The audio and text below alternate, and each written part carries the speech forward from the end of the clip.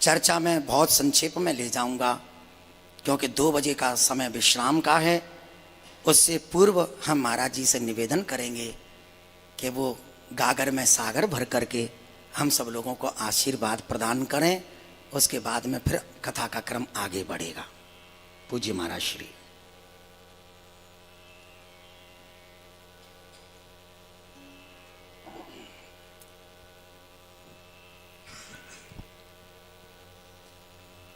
यो ब्रह्मरुद्र शुक नारद भीष्म मुख्यैः रालक्षितो न सहसा पुरुषस्य तस्य सद्यो वशीकरण चूर्णमनंत शक्तिम् तम राधिका चरण रेणु मनुस्मरामि। नमः परमहंसा स्वादित चरण कमल चिन्म करंदाय भक्त जनमानस निवासाय श्री रामचंद्राय।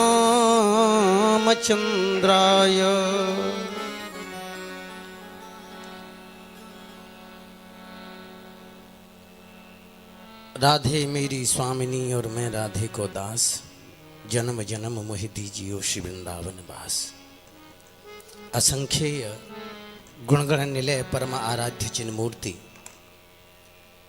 परम आराध्य बांके बिहारी लाल की बांगमयी कथा का आप लोग सभी वृंदावन धाम में बैठ कर के श्रवण कर रहे हैं।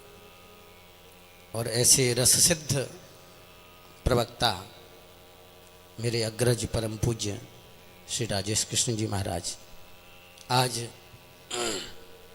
आपने जो राधा रानी की कथा का और भगवान श्री कृष्ण के अनन्य भक्त श्री सुदामा जी की कथा का आपने बड़े ही भाव विह्वल होकर के और अपने पितरों की तृप्त्यर्थ जो श्रीमद् भागवत कथा का तीर्थ में आकर के जो श्रवण कर रहे हैं, उसका अलग ही महत्व है। मैं अभी गुरुदेव से सुन रहा था कि श्री राधा रानी के इस भजन के बिना भागवत पूर्ण नहीं होती, और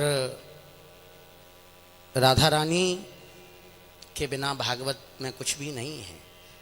और भागवत में राधा का नाम गुरुदेव से सुना ही होगा, मगर भागवत ही एक ऐसा ग्रंथ है जिसके आगे श्रीमद लगा है। ये हर ग्रंथ के आगे श्रीमद नहीं लगता। श्रीमद् भागवत या श्रीमद् वाल्मीकि या रामायण कुछ ही चुनिंदा ग्रंथ हैं हमारे धर्मशास्त्रों में जिनके आगे श्रीमद लगा है। ये श्रीमद क्या है माता? श्रियायाः श्री राधायाः मादनाख्यम महाभावां करोति सह श्रीमदम। श्रीमद कहते हैं जो राधा रानी जैसे भगवान कृष्ण के विरह में तड़पती हैं, अपने कन्हैया को अरब रात निस दिन मिलवे को मिले ही रहत मानो कबहू मिले ना। राधा रानी कन्हैया के पर्यंक में गोद में लिपटी हुई हैं और फिर भी मूर्छित हो रही हैं। क्यों? क्योंकि कृष्ण मुझे छोड़ के चले नहीं जाए।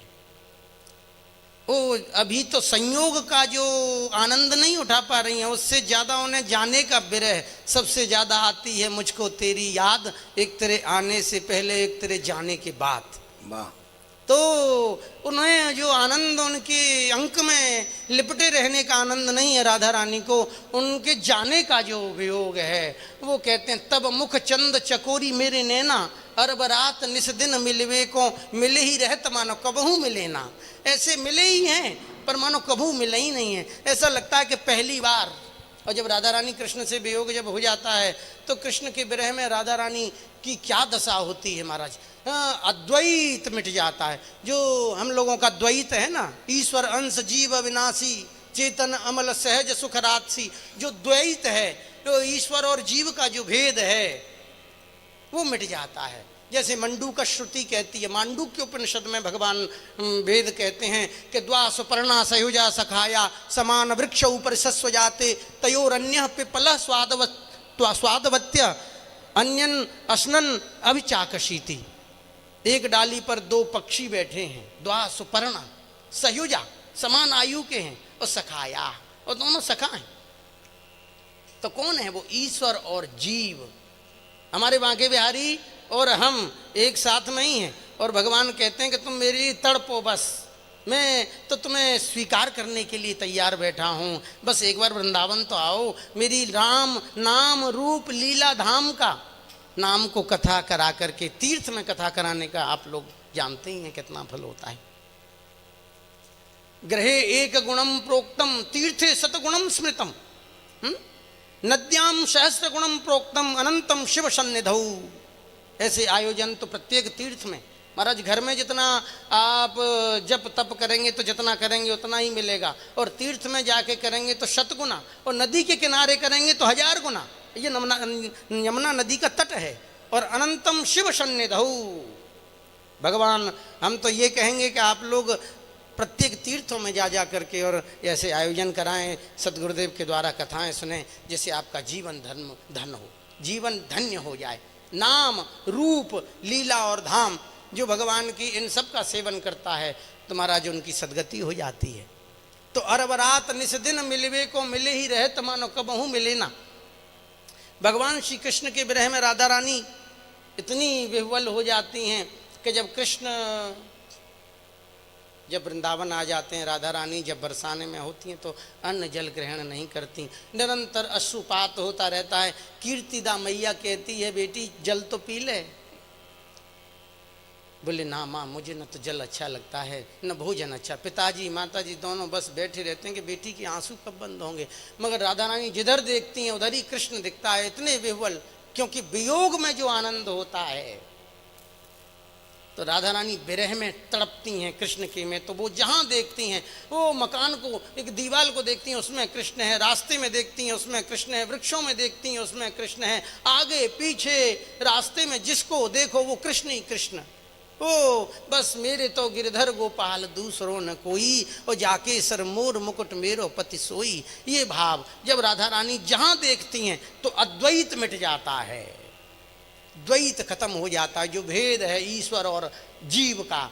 तो राधा रानी ने अद्वैत कैसे मिटाया, ये अमरु शतक नाम का ग्रंथ है, और उसमें बहुत ही सुंदर व्याख्या की है कि राधा रानी का विरह क्या है कि प्रासादेसा दिश दिश चसा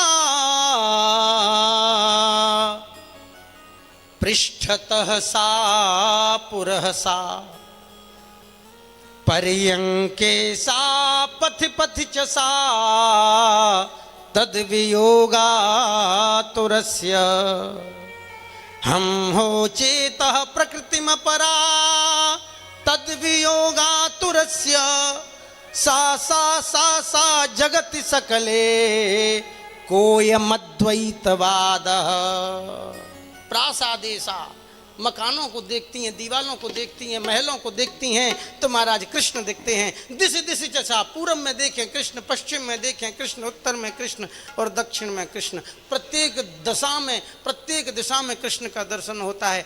कोई आता है उसमें कृष्ण, जाता है उसमें कृष्ण, पक्षियों में पशुओं में सब में कृष्ण दर्शन राधा रानी करती हैं। इसीलिए तो राधा रानी आह्लादनी शक्ति गुरुदेव ने जो बताया, ऐसी राधा रानी के ही धाम में बैठकर आप भागवत कथा का श्रवण कर रहे हैं। और ऐसा ही राधा का जो भाव है, राधा जिस विरह में तड़प रही है, आपका जो सेठ परिवार और पूरे सभी रिश्तेदार जितने हैं वो कृष्ण के विरह में तड़पें और आंखों से अश्रु प्रवाहित हो। बस हमारा यही ठाकुर जी से, भागवत भगवान से प्रार्थना है कि कृष्ण के विरह में आप सभी तड़पने लग जाएं, क्योंकि राधा जिसके पास जैसा होगा वो वैसा ही तो देगा, और राधा के पास तो केवल कृष्ण के विरह में तड़पने के लिए आंसू हैं।